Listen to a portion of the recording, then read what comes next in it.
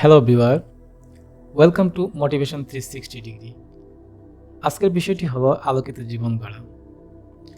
যখন কোনো আদর্শবান ব্যক্তি বা বিখ্যাত ব্যক্তি বা জ্ঞানী ব্যক্তি বা যে মহান ব্যক্তির জীবনী থেকে আমরা কিছু শিখতে পারি, তখন তার আদর্শকে আমরা অনুসরণ করার চেষ্টা করি, যাতে তাদের মতো নিজের জীবনে আদর্শের স্পর্শ পেতে পারি। ডেল কার্নেগি বলেছিলেন, দৃঢ়তার সঙ্গে যদি একজন মানুষ তার স্বপ্নের দিকে এগোতে চেষ্টা করে আর সেরকম জীবন যদি সে যাপন করতে পারে, তাহলে সাফল্য হবে অসাধারণ। তারই আলোকে আজকে একজন সুনামধন্য ব্যক্তির জীবনের কিছু অংশ তুলে ধরব এবং তা থেকে আমরা যা যা শিখব তা ভিডিওটি বিভিন্ন জায়গায় তুলে ধরব, যাতে আমরাও আমাদের মেধাকে জাগ্রত করে একজন আলোকিত মানুষের মতো নিজেকে আলোকিত করতে পারি। ভিডিওটি শেয়ার করে অন্যকে জানার সুযোগ করে দিন, যাতে আপনার দ্বারা অন্যরা উপকৃত হতে পারে। তাই ভিডিওটি না টেনে সম্পূর্ণ দেখার চেষ্টা করুন। চলুন মূল বিষয়ে চলে যাওয়া যাক।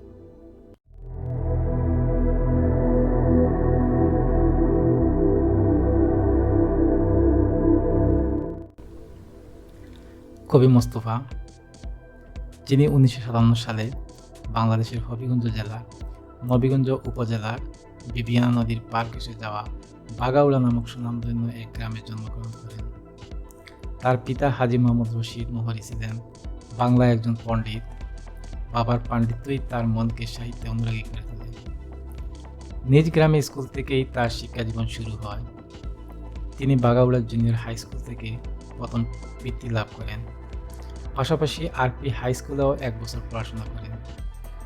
নবীগঞ্জের সুনামধন্য জেকে স্কুল থেকে এসএসসি পাশ করার পর 1975 সালে উচ্চশিক্ষা ও স্থায়ী বসবাসের উদ্দেশ্যে যুক্তরাজ্যে চলে যান এবং সেখানে কিছুদিন পড়াশোনা করার পর মুসলে শহর থেকেই তার কর্মজীবন শুরু হয়।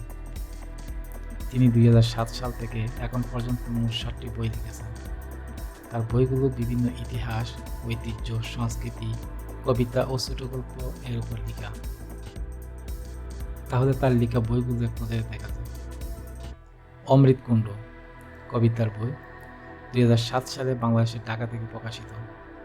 বাগাউড়া ইতিহাস ভিত্তিক বই 2009 সালে ভারতের কলকাতা থেকে প্রকাশিত। গুরু লালন গবেষণামূলক বই 2012 সালে বাংলাদেশের ঢাকা থেকে প্রকাশিত। মানস কবিতার বই 2014 সালে বাংলাদেশের ঢাকা থেকে প্রকাশিত। কারবালা জারি সংগ্রহ 2018 সালে বাংলাদেশের ঢাকা থেকে প্রকাশিত। পঞ্চায়েত প্রবন্ধ বুক 2020 সালে বাংলাদেশের ঢাকা থেকে প্রকাশিত। তুলসী ছোট গল্প 2021 সালে বাংলাদেশের ঢাকা থেকে প্রকাশিত। তিনি প্রতি মুহূর্তে নিজের জ্ঞানকে বাড়িয়ে আমাদের সামনে বই আকারে তুলে ধরার চেষ্টা করে যাচ্ছেন, যা আমাদেরকে আলোর পথে ধাবিত করার প্রক্রিয়া। আর সেজন্য তিনি দেশে বিদেশে বিভিন্ন খেতাবও পেয়েছেন। যেমন 2006 সালে সাহিত্য চর্চা ও আন্দোলনের অসামান্য অবদানের জন্য শাহ ইউনিস কল্যাণ সংস্থা ইউকে এর পক্ষ থেকে সিলেট রত্ন সম্মাননায় ভূষিত করা হয়। 2011 সালে শিক্ষা, সাহিত্য ও গবেষণায় বিশেষ অবদানের জন্য ইতিহাসবিদ ডক্টর মুমিনুল হক একাডেমির পক্ষ থেকে অ্যাওয়ার্ড লাভ করেন। শিক্ষণীয় বিষয়, এখান থেকে আমরা 3টি জিনিস শিখলাম। নাম্বার 1, মনীষীরা বলেছেন, প্রতিদিন অন্তত 1% হলেও নিজেকে উন্নত করো। বছর ঘুরে দেখবে তোমার পরিবর্তন 365% হয়ে গেছে। একইভাবে কবি মোস্তফা এক এক করে মোট 60টি বই আমাদের মেধার বিকাশের জন্য প্রকাশিত করেছেন এবং তারই মতন আমাদের কাজ করার জন্য অনুপ্রেরণা জাগিয়েছেন। নাম্বার 2, যখন তিনি তার লেখনী চালিয়ে যাচ্ছিলেন, তখন তার কাজের জন্য 2টি সংস্থা তাকে সম্মাননা ও অ্যাওয়ার্ডে ভূষিত করেন। কাজ করেছিলেন বলেই সফলতা পেয়েছিলেন। আমরাও একই পথে এগিয়ে যাওয়ার সাহস দেখিয়েছি। এমনকি সফলতা অপেক্ষা না করে কাজের প্রতি মনোযোগ দেওয়ার সাহস জুগিয়েছেন।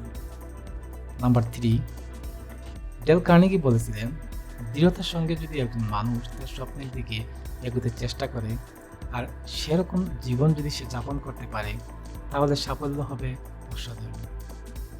এখানে কবি মোস্তফা আমাদেরকে শিখিয়েছেন যে আপনার একটি স্বপ্ন থাকতে হবে এবং সেই স্বপ্নের সাথে তাল মিলিয়ে কঠোর পরিশ্রম করতে হবে, তখনই সাফল্য আসবে। তাই সবশেষে বলবো, কবি মোস্তফা, তিনি 2007 সাল থেকে আমাদের জন্য প্রতি মুহূর্তকে কাজে লাগাচ্ছেন তার লেখনীর মাধ্যমে। বিভিন্ন ইতিহাস, ঐতিহ্য যাতে আমাদের সামনে থেকে হারিয়ে না যায় এবং সেখান থেকে আমরা জ্ঞান অর্জন করে সফলতা তারে পৌঁছাতে পারি। কারণ দুটি সংস্থা ওনাকে সম্মাননা প্রদান করেছিল একমাত্র তিনি তার কাজকে ভালোবাসার জন্য। তাই বলতে হয়, কাজকে ভালোবাসলে সফলতা অবশ্যই আসবে। আর যখন সফলতা আসবে, তখনই আলোকিত জীবনের পথে ধাবিত হবে। ভিডিওটি ধৈর্য সহকারে দেখার জন্য আপনাকে অসংখ্য ধন্যবাদ।